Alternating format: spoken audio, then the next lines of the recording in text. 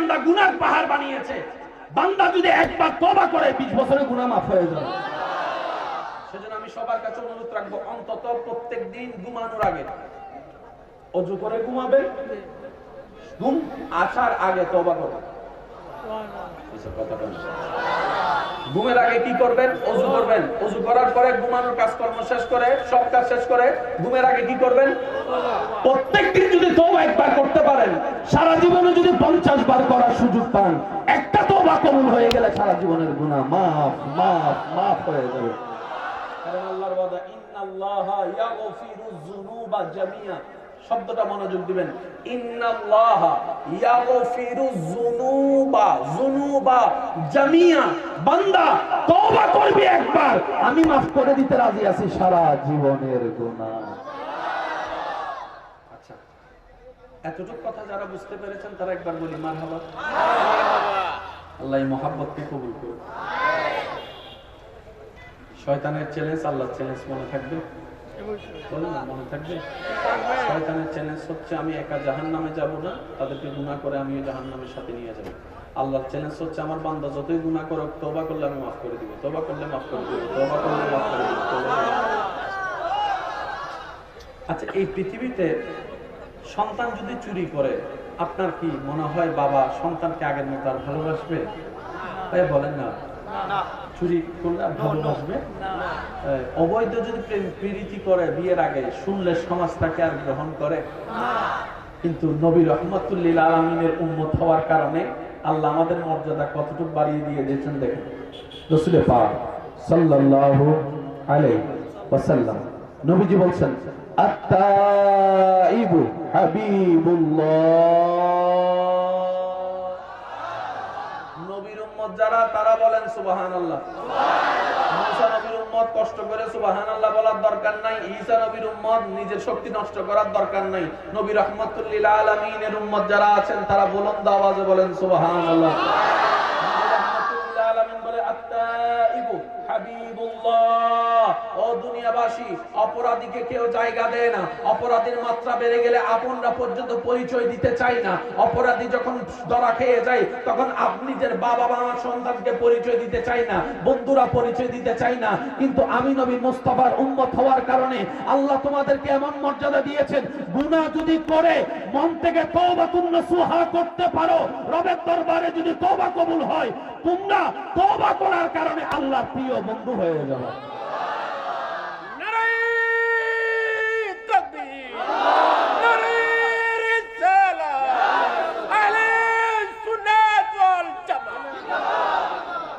এবার আমার বাইরে যদি তওবা করতে বলে, তওবা কর, কিছু তো আছে। তওবা মানে এক কথা বুঝেন, আপনি যাচ্ছেন এক রাস্তায়, ভুল করে অন্য রাস্তায় ঢুকে গেছেন, জানার পরে আপনি গাড়ি যেরকম ব্যাক করেন, তওবা মানে হচ্ছে এরকম।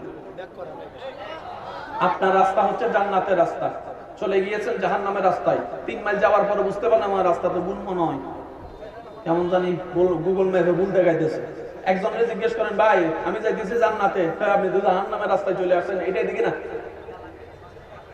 এই যে ঘুরে আসলেন, এটার নাম তওবা। আরেকটু আস্তে করে বলেন। এবার বলেন, আমাদের রাস্তা কি শয়তান পর্যন্ত না আল্লাহ পর্যন্ত? কিন্তু আমরা চলে গেছি কোন রাস্তায়? বলেন না, কোন রাস্তায়? চলতে চলতে 1 বছর, 5 বছর, 10 বছর, 20 বছর, 30 বছর, 40 বছর, 50 বছর আল্লাহ অপেক্ষায় আছে আমাদের।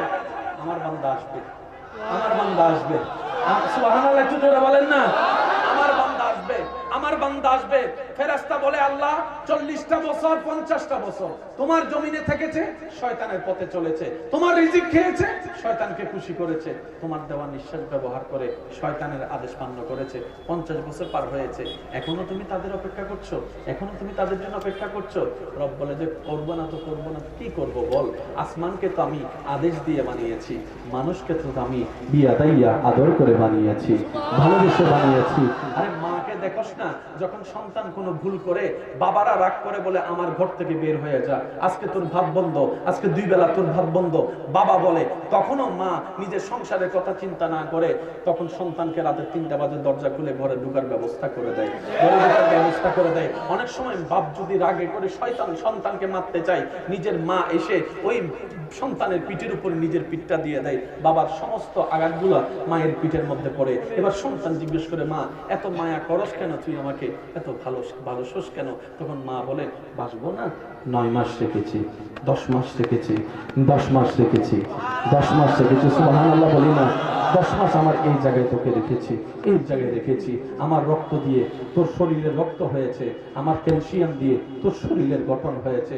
তুই সন্তান যখন পেটে ছিলি, রাতকে রাত আমি ঘুমাতে পারি নাই জানিস? তুই যখন প্রথম কনসিভ হয়েছিলি, আমি খাওয়া দাওয়া করতেই পারি নাই, খাওয়ার গ্রাম আসলে বমি আসতো, বমি আসতো, বমি হয়ে গেলে তো এক প্রকার ভালো ছিল, বমি না হয়ে যদি বমির ভাব থাকে এটা আরো বেশি কষ্টকর, আরো বেশি যন্ত্রণার। একটু কথা বলতে হবে, একটু কথা বলতে হবে, ঠিক কি না? বমি হয়ে গেলে এক প্রকার ভালো লাগে, কিন্তু বমি হচ্ছে না, ভাব আসছে, এটা আরো বেশি যন্ত্রণাকর। তুই সন্তান পেটে আসার পরে আমি ভাতের ঘ্রাণ সহ্য করতে পারি নাই, তরকারির ঘ্রাণ সহ্য করতে পারি নাই, আবার এখানে সংসারে বউ হওয়ার কারণে শরীরের কষ্টকে পিছনে রেখে শ্বশুর বাড়িতে কাজ করতে হয়েছে, শ্বশুর বাড়িতে কাজ করতে হয়েছে, সকালবেলা রাত যতই ঘুমাই না কেন সকালবেলা তাড়াতাড়ি ঘুম থেকে উঠতে হয়েছে, এত কষ্ট করেছি পুত্রে, ওবা তোর জন্য, বাবা তোর জন্য, বাবা তোর জন্য, বাবা তোর জন্য। আমি 3টা মাস কোন রকম সহ্য করতেছিলাম, মনকে বারবার বুঝাতাম, আমার বাচ্চাকে আমি কখন দেখবো, আমার সোনামানিককে আমি কখন দেখবো, আমার সোনামানিকের চেহারাটা আমি কখন দেখবো। 4 মাস 5 মাস হওয়ার পর যখন পেটটা আস্তে আস্তে বাড়তে শুরু করে, তুই জানিস আমি ভালো করে বাথরুম করতে পারি নাই, আমি ভালো করে ওয়াশরুমে যেতে পারি নাই, গোসল করতে যেতে পারি নাই, খাওয়া দাওয়া করতে পারি নাই।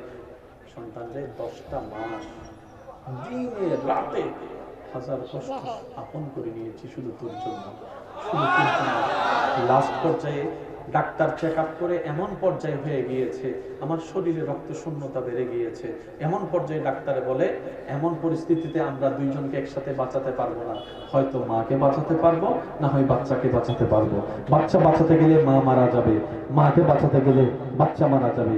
ওই মুহূর্তে ওই আত্মীয় স্বজন সবাই এক বাক্যে বলেছিল, মাকে বাঁচাও, কারণ মা বেঁচে থাকলে বাচ্চা আরো আসবে, এটাই তো বাস্তবতা।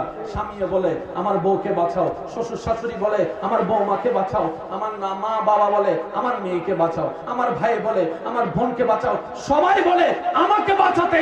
সেই দিন আমি মা বলেছিলাম, ডাক্তার দুনিয়া কেমন আমি দেখেছি, আমার বাচ্চাটা এখনো দেখে নাই, সূর্য কেমন আমি দেখেছি, আমার বাচ্চা দেখে নাই, আমের স্বাদ আমি পেয়েছি, আমার বাচ্চা পাই নাই। ও ডাক্তার আমাকে বাঁচাইও না, আমার সন্তানকে বাঁচাও, আমার সন্তানকে বাঁচাও, আমার সন্তানকে বাঁচাও, আমার সন্তানকে বাঁচাও।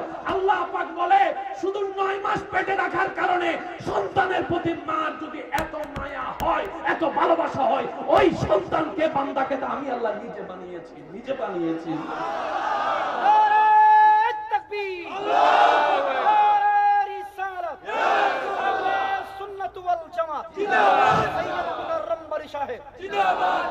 আজকে একটা কথা মনে রাখবেন, মামলা দিলে আমার নামে পরে দিয়ে আগে নিজের বিবেকের কাছে প্রশ্ন করবেন। বলে যাচ্ছি মেহমান হিসেবে, ওলামায়ে কেরামের দোয়া নিয়ে, আল্লাহ চায় না কোন বান্দা জাহান্নামে যাক। ঠিক বুঝাতে পারি না আমি কথাটা? আল্লাহ চায় না কোন বান্দা জাহান্নামে যাক, আল্লাহ চাই প্রত্যেকটা বান্দা জান্নাতে যাক, প্রত্যেকটা বান্দা জান্নাতে যাক। আল্লাহ বলে যে জান্নাত বানাইছি তো আমি মানুষের জন্য। আমরা আল্লাহকে বুঝার মতো বুঝতে জানি না, আমরা আমাদের ব্রেন দিয়ে বুঝতে চেয়েছি, যার কারণে ধরা পাই না। কথা বলেন না রে ভাইয়া? কোরআন পড়লে আল্লাহকে বোঝা যাবে না, কোরআন বুঝতে হবে, বুঝে পড়তে হবে। আর বুঝার জন্য সুন্দর একটা মনের দরকার, সে মনে নবী মুস্তাফার প্রেমের দরকার। মনে রাখবেন, বাংলা, অঙ্ক, ইংরেজি, আরবি, ফার্সি, science, arts, commerce, physics, chemistry, biology, mathematics পড়ার জন্য চামড়ার চোখের দরকার, সুন্দর একটা ব্রেনের দরকার। আর কোরআন হাদিস পড়ার জন্য, বুঝার জন্য সুন্দর মনের চোখের দরকার, প্রেমময় অন্তরের ভালোবাসার দরকার, বুঝের দরকার। আল্লাহর ওয়াস্তায় কথাটা মাথায় রাখেন, ব্রেন টু ব্রেন আল্লাহ পাওয়া যায় না, আল্লাহ পাইতে হয় এখান থেকে। ভাই একটু যদি কষ্ট না হয় একটা আওয়াজ দেন। আচ্ছা আমি আপনাদেরকে একটা কথা বলি, একটা হচ্ছে দোয়া, একটা হচ্ছে বদদোয়া। কোনটা দরকার? কোনটা দরকার নাই? বদদোয়া। কোনটা দরকার নাই? বদদোয়া পাইলে জীবন, বলেন না, বদদোয়া পাইলে জীবন যারই হোক, বদদোয়া পাইলে জীবন শেষ। আচ্ছা বলেন, দোয়া করতে আসে এই পর্যন্ত আপনাদেরকে অনেকে বলছে না ভাই আমার জন্য দোয়া করেন? বুকের মধ্যে হাত রাখে বলেন তার নাম ধরে দোয়া করছেন কখনো? কে কইছে? আমরা শুনছি, আমিও কইছি, হে শুনছে। আচ্ছা ভাই দোয়া করি, আল্লাহ আল্লাহ যাও। আল্লামা রুমি বলে কারো কাছে দোয়া চেও না, তার সাথে এমন আচরণ করো তার দিল যেন খুশি হয়ে তোমার জন্য দোয়া চলে আসে। আমি শুনি না, আওয়াজটা একটু বড় হবে। দোয়া চেয়ে পাওয়া যায় না, ব্যবহারে, আচারে, আচরণে, মহব্বতে, সহযোগিতায়, চলাফেরায় মানুষের মনকে এমন ভাবে খুশি করেন তার কাছে যেন দোয়া চাইতে না হয়, তার দিলটা যেন দোয়া আপনার জন্য এমনি দিয়ে দেয়। এবার বলেন বদদোয়া। বদদোয়া কি? এই তুই ধ্বংস হ, বদদোয়া মুখ থেকে হয় না। বলেন না, বলেন না, বলেন না। এবার কারো মানুষের দিলে আঘাত লাগলো, এটা হয়ে যাবে বদদোয়া। কেন? এই আঘাতটা ডাইরেক্ট আল্লাহ পর্যন্ত পৌঁছে গিয়েছে, ঠিক কিনা? সেজন্য দিল হচ্ছে বড় দামি জিনিস। কথা বলেন ঠিক কিনা? আল্লাহ আমাদের সবাইকে একটু বুঝার তৌফিক দান করুন। একটু মহব্বতের আওয়াজে বলেন না আমি। আমি মনে হয় আপনাদেরকে বেশি কষ্ট দিয়ে দিচ্ছি, বিরক্ত হচ্ছেন? মাসালা বুঝছেন, মাসালা কঠিন নয়, সহজ। ওই শুধু ফেঁস লাগাইন না, ফেঁস লাগাইতে লাগাইতে আমাদের সমাজও শেষ, পরিবারও শেষ। আজকে জামাই বউ এক টেবিলে ভাত খাইতে পারে না, স্বামী স্ত্রীও এক টেবিলে ভাত খাইতে পারে না। বাহিরে আপনি রাজত্ব করে লাভ কি? সবাই আপনারা সম্মান করে, আপনার বউ আপনারা 2 পয়সার দাম দেয় না, পাইলেন কি? বুঝাইতে পারিনি এই কথাটা। আপনার কথা সবাই শুনে, কিন্তু আপনার ছেলেরে ডাইনে যেতে গেলে বামে যায়, বামে যেতে গেলে ডাইনে যায়। আপনি অর্জন করলেন তো করলেন কি? এটা অর্জন নয়, এটা সম্মান নয়, এটা পাওয়া নয়। আপনার ঘরে যখন আপনাকে হীরার মতো দাম দেওয়া শুরু করবে মহব্বতের সাথে, এই দাম শুরু, আপনার সম্মান শুরু। আল্লাহ আমাদেরকে একটু নিযুক্ত করে দিন।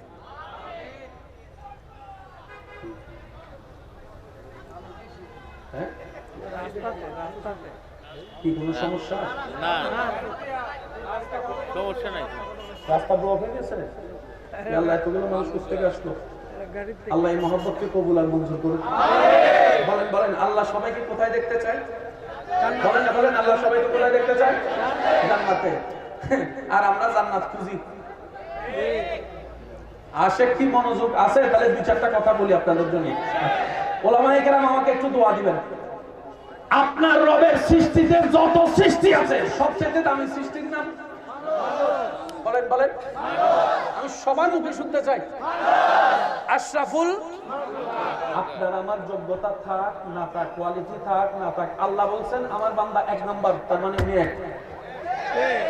বলেন না, বলেন না। কারণ রব যেহেতু সিগনেচার করে দিয়েছেন আশরাফুল মাখলুকাত, এবার না মানার মতো ক্ষমতা আর কারো।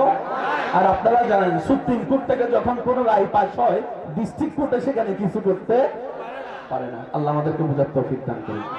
এবার আমি প্রশ্ন করে আপনার উত্তর দেন।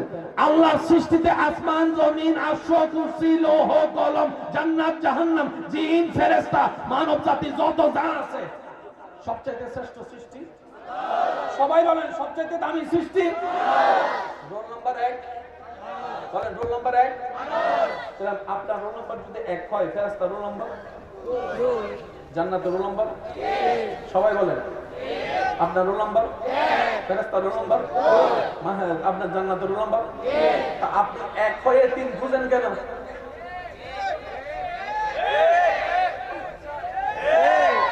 না বুঝলে উত্তর দেন, নাইলে দিয়েন না, নাইলে আবার কালকে ফেস লাগাই দিবেন। আপনার রোল নাম্বার কত? জান্নাতের রোল নাম্বার। জীবনে কোনোদিন আল্লাহরে কইছেন নি আল্লাহ ক্লাস 9 এর মধ্যে আল্লাহ 1 এর থেকে আমারে 3 বানাইয়া দাও? আজীবন তো বললেন আল্লাহ 10 থেকে 1 বানাও। 9 ওয়ালা কয় 9 থেকে 1 বানাও। 8 ওয়ালা বলে 8 ওয়ালা বলে 8 থেকে 1 বানাও। 2 ওয়ালা কয় আল্লাহ। এবার বলেন আপনাদের আমাদের রোল নাম্বার কত? সবাই বলেন রোল নাম্বার কত? ফেরেশতার রোল নাম্বার, জান্নাতের রোল নাম্বার। কিন্তু আপনি আমি এতদিন কইছি 1 থেকে 3 1 থেকে 3 1 থেকে 3 আজকে তো ভাইয়া ভাইয়া প্লিজ এই তো কথা বললে গেলে আবার ফেসটা কে যাইব আস্তে কোনা I love you I love you তো কোনা আস্তে কোনা শুনো তো কথা শুনো এই দেখ সাবল করে কিছু শুনছে গর আদর ভাই না বাইরেও যাব না ভাই যাইব কই এই লাগাই তো আদর না ভাইয়া অনেকে বলে বেশি টেনশন লাগলে দরা দরা কি দরা কথা কয় না তো কি লাগা কয় এটা খাইলে টেনশন কমে সিগারেটের ফ্যাক্টরি ওয়ালা কি এটা বানানোর সময় ভিতরে টেনশন মুক্ত ওষুধ দিছিল নি টেনশন কমে এটা খাইলে টেনশন কমে না আপনি মনে করতেছেন কমে তাই কমতেছে আপনি যদি মনে কমে মনে করে পানিও খান পানি খাইলো সেটাকে বলা হয়েছে ইন্নামাল আমালু বিন্নিয়াত সুবহানাল্লাহ একটু জোরে বলি ভাইয়া শেষ ভালো তার সব ভালো তার একদম নীরব আমাদের রোল নাম্বার কত ফেরেশতার রোল নাম্বার জান্নাতের রোল নাম্বার এই কথা এতটুকু মনে আছে জান্নাতে দুই ধরনের মানুষ হবে এক ধরনের মানুষ নিজে পরিশ্রম করে চেষ্টা করে তওবা করে আল্লাহকে মানাইয়া খুশি কইরা নবীর সুপারিশ পাইয়া জান্নাত আরেক ধরনের মানুষ যারা হাসরে যাওয়ার পরে জান্নাতি আল্লাহকে তাদের নাম ধরে বলবে আল্লাহ অমুককে আমি জান্নাতকে দাও অমুককে আমি জান্নাতকে দাও অমুককে আমি জান্নাতকে দাও অমুককে আমি জান্নাতকে দাও সুবহানাল্লাহ বলেন না আল্লাহ অমুককে আমি জান্নাতকে দাও অমুককে আমি জান্নাতকে দাও অমুককে আমি জান্নাতকে দাও এক ধরনের মানুষ যারা জান্নাত খুঁজে জান্নাত চেয়ে জান্নাত চাইতে জান্নাত পাবে আরেক ধরনের মানুষ জান্নাত চাইবে না জান্নাত তাদেরকে চাইবে মদিনার ভুবন আসমানের নিচে মদিনাবাসীর সামনে আল আমিন নবী ওয়া মা ইউনতিকু আনিল হাওয়া ইন হুয়া ইল্লা ওয়াহয়ুন ইউহা ওয়ালা নবী আর রহমান আল্লামাল কুরআন ওয়ালা নবী ওয়া মা আরসালনাকা ইল্লা রাহমাতাল লিল আলামিনের চাদর পানে ওয়ালা নবী সুবহানাল্লাহ ইন্না আতাইনাকাল কাউসারের কুঞ্জি যার হাতে ওই রাহমাতুল লিল আলামিন নবী ওয়া রাফানা লাকা যিকরাক যার শানে নাজিল হয়েছে সেই নবী বলে আবু বকর আমার আল্লাহ তোমার উপর খুশি হইয়া কবর মরণ কবর হাসরের আগে হিসাব